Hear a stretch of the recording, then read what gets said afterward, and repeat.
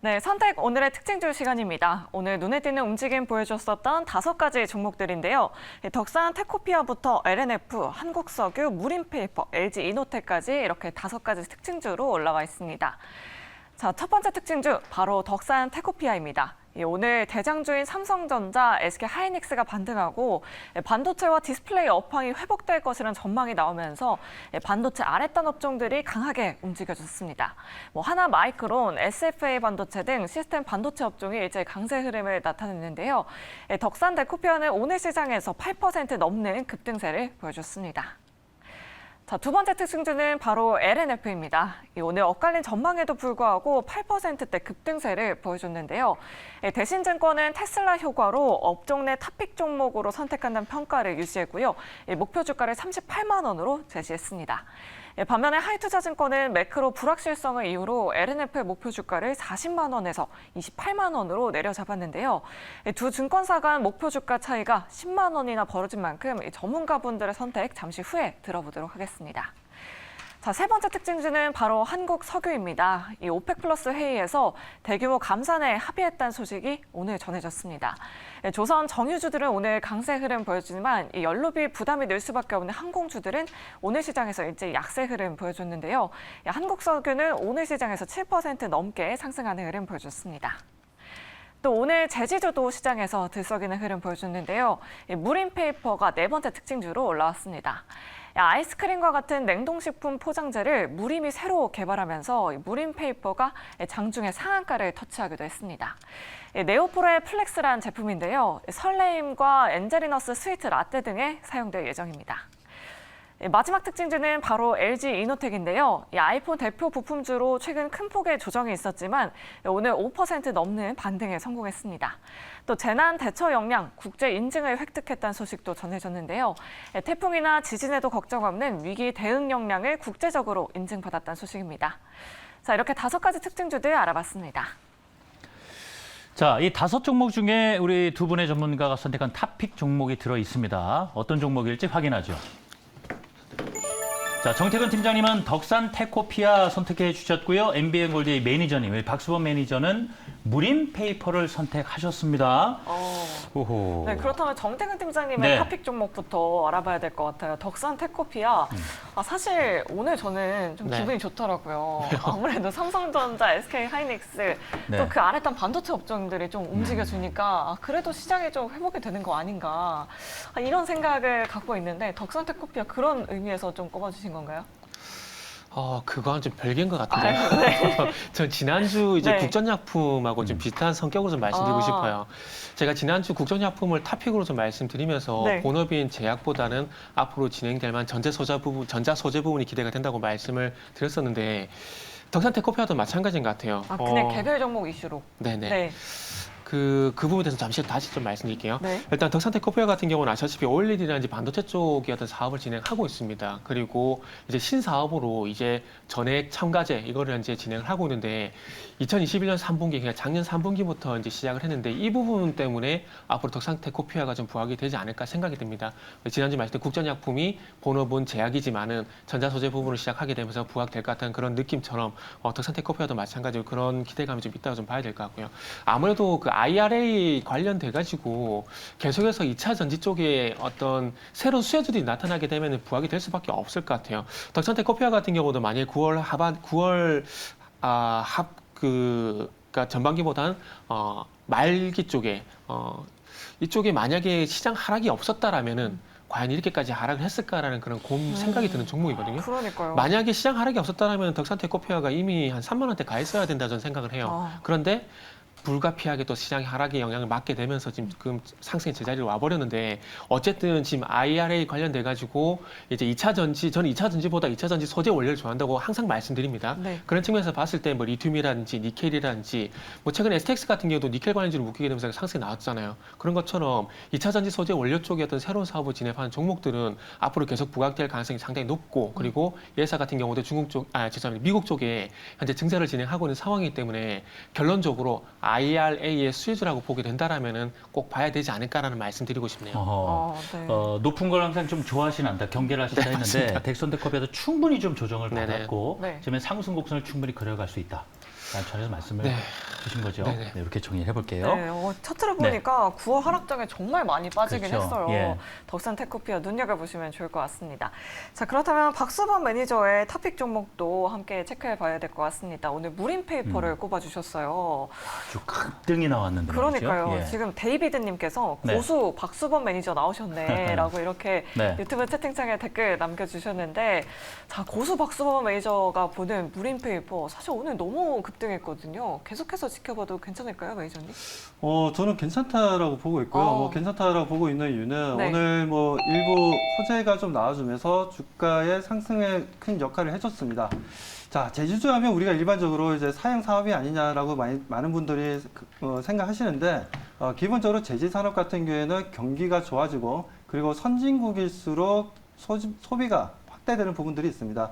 자, 그런 부분들이 있다 보니까 제주주는 절대 앞으로 미래에 어떤 테크닉과 기술이 나오더라도 제지 시장은 절대 망하지 않는다라고 저는 판단하고 있고요.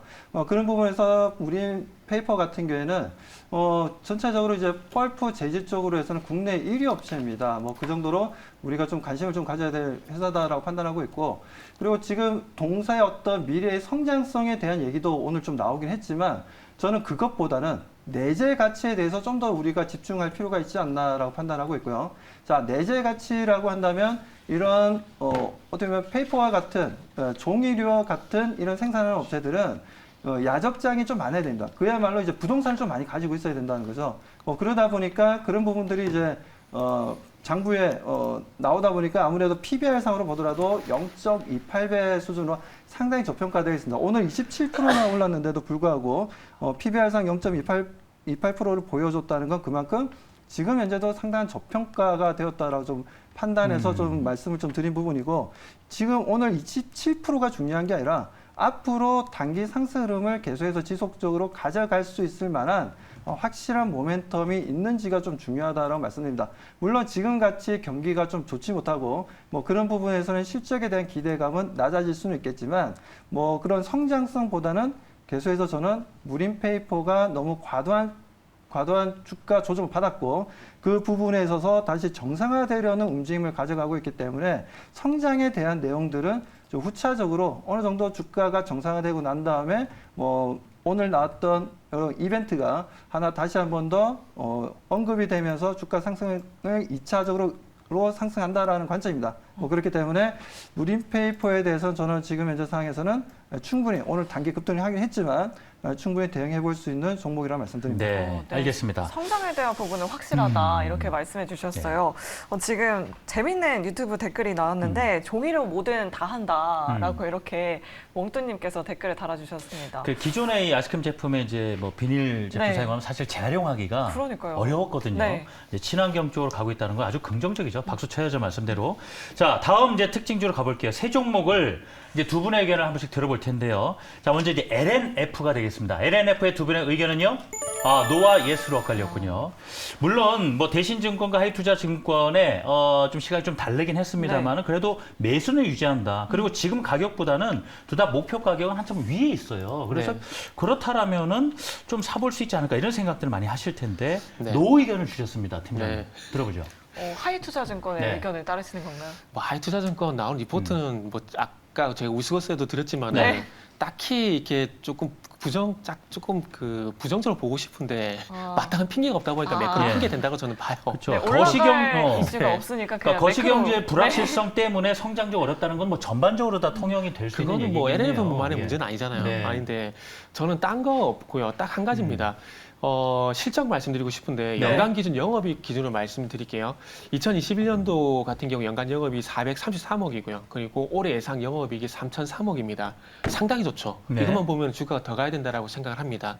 근데 여기서 함정이 빠질 수가 있다는 거죠. 무슨 얘기냐면은 433억에서 3,003억 그리고 앞으로도 4천억, 5천억이 나올 겁니다. 근데 중요한 건 사상 최대가 아니라 433억에서 3,003억 정도 나오게 되려면은 전년 대비해서 700% 넘는 성장이 나와야 되거든요. 그러면 2021년도에서 2022년도 넘어가게 되면서 700% 실적 성장으로 해서 주가 급등이 나왔거든요.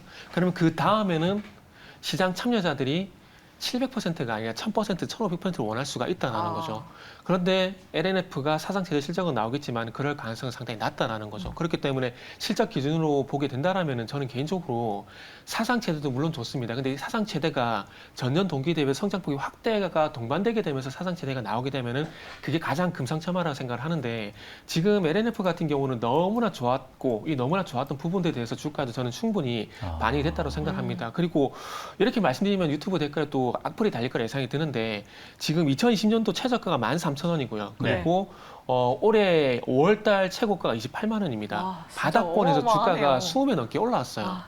그러면은 물론 많이 올랐다는 기준을 단순히 20배 올랐다는 기준을 가지고 잡는 것은 무리가 있긴 하지만 네. 자, 조금 전에 제가 실적 말씀드렸잖아요.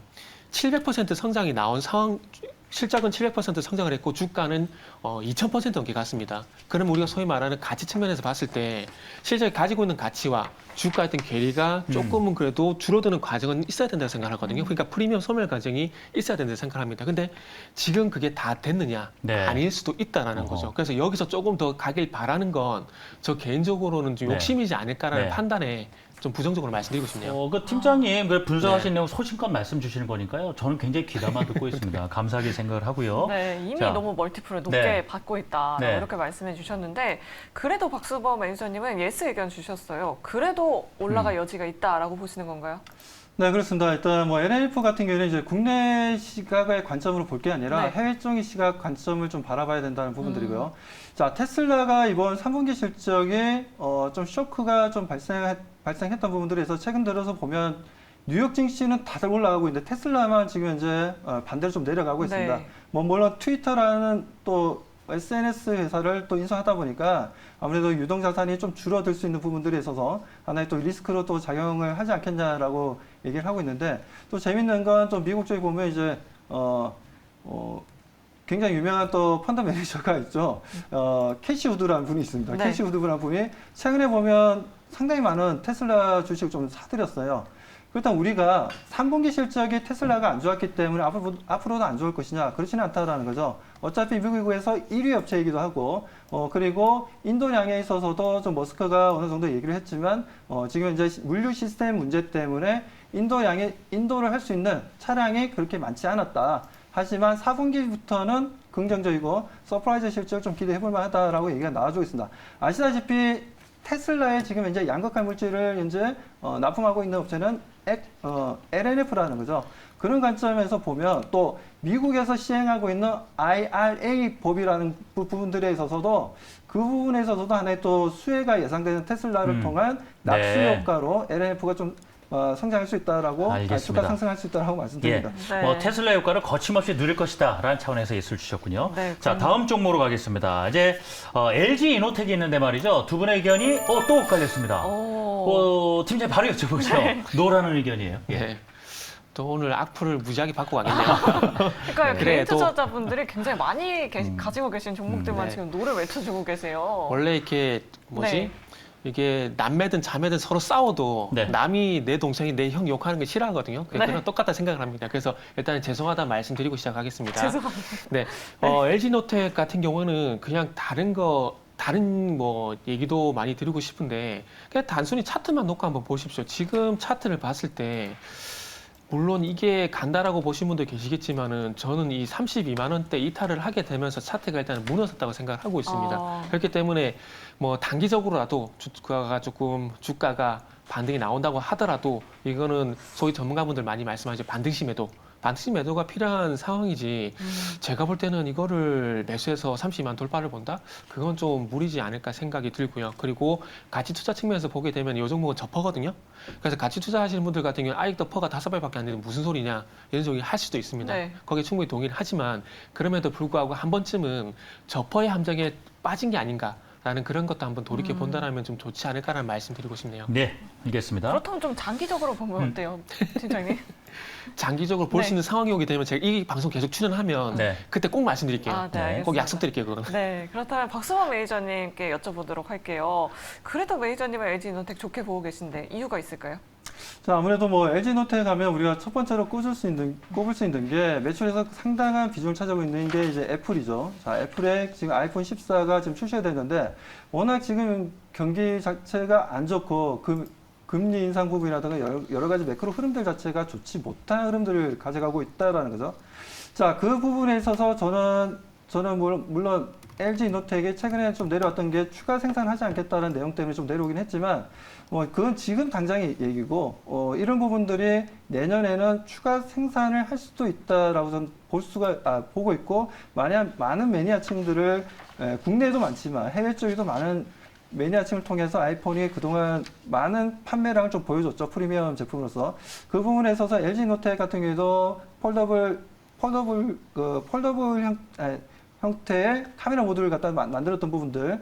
자, 그런 부분들과 지금 현재 카메라 모듈을 비롯한 디스플레이 쪽도 마찬가지로 전체적으로 들어가는 뭐 칩이라든가 그런 부분들에 있어서 LG 이노텍의 최근에 뭐 애플이 주가가 좋지 못하면서 같이 좀 하향 조정 받긴 했지만 충분히 LG 이노텍 같은 경우에는 지금 그뿐만이 아니라 자동차 전장화 부분에 있어서도 상당한 또 매출을 일으킬 수 있기 때문에 그런 전장화 부분을 보게 되자면 충분히 LG 이노텍에 대해서는 뭐 긍정적으로 저는 바라보고 있습니다. 아, 네. 자동차 전장 부분을 네. 눈여겨보자라고 이렇게 말씀해 주셨습니다. 자, 두 분의 의견 정리를 해봤고요. 자, 계속해서 다음 특징주도 네. 의견 네, 살펴보도록 마지막 하겠습니다. 특징주입니다. 한국 석유인데요. 두 분 다 노를 주셨습니다. 자, 이 부분 정태근 팀장님 의견 마지막 한번 들어보죠. 네. 일단 유튜브를 데리고 보니까 네. 예상했던 부분인데 네. 저보고 어떤 섹터를 좋아하냐고 예, 여쭤보시는 맞아요. 거예요. 한 분 여쭤봐 주셨어요. 근데 한 번도 언급이 그러니까 이 방송 나오면서 한 번도 언급이 안 된 섹터가 자동차하고 조선은 언급이 안 됐었거든요. 근데 저는 자동차하고 조선 분명히 좋게 본다고 말씀드리고 싶어요. 그리고 현대차는 개인적으로 시장만 아니면은 이게 24만 원이 가 있어야 되는데 너무 아쉽다는 네. 말씀도 드리고 싶고 그리고 한국석유는 일단 단기 변동성이라고 생각이 들고 이제 이게 유가와 연동시켜 보게 된다라면은 개인적으로 한국석유보다는 1승이라는 종목 좀 말씀드리고 싶어요. 네. 오늘 현대중공업 공시 보시면 아시겠지만 FSRU 한 척을 수주를 받았거든요. 작년 기준으로 보게 되면 FSRU 35척 중에서 33척 우리나라가 수주를 받았습니다. 그러면 조선주를 봐야 되는데 여기서 FSRU가 뭐냐면은 액체화된 LNG를 기체화시켜주는 설비라 보시면 될 것 같아요. 근데 그 LNG RU 설비를 누가 만드냐면은 우리나라에서 유일하게 1승이 만듭니다. 예. 그래서 이 회사가 울산의 현대중공업 바로 옆에 붙어 있어요. 네. 그래서 현대중공업에서 FSRU를 수주를 받게 되면 누가 뒤에서 웃느냐? 1승이라는 기업이 웃습니다. 그래서 조선기자재 관련돼서 여러 가지 많은 좋은 종목들이 있는데 뭐 동성하이텍 한국화물이 여러 종목 많잖아요. 근데 항상 시장에서는 또 신상 좋아하지 않습니까? 그러다 보니까 저는 1승 조선기자재 탑픽으로 말씀드리고 싶네요. 예. 유튜브 댓글에 대한 답변이 되는지 모르겠네요. 네, 오히려 예. 한국 석유보다는 맞습니다. 조선 관련주 1승을 그래도 좀 눈여겨볼 네. 만한 종목으로 꼽아주셨습니다. 네, 우리 바로 이제 시청자분들께서 궁금하시는 내용들 바로 답변 주셔서 감사하고요. 오늘 정태근 팀장님은 이만 보내드리겠습니다. 오늘 소중한 시간 감사합니다. 네, 감사합니다.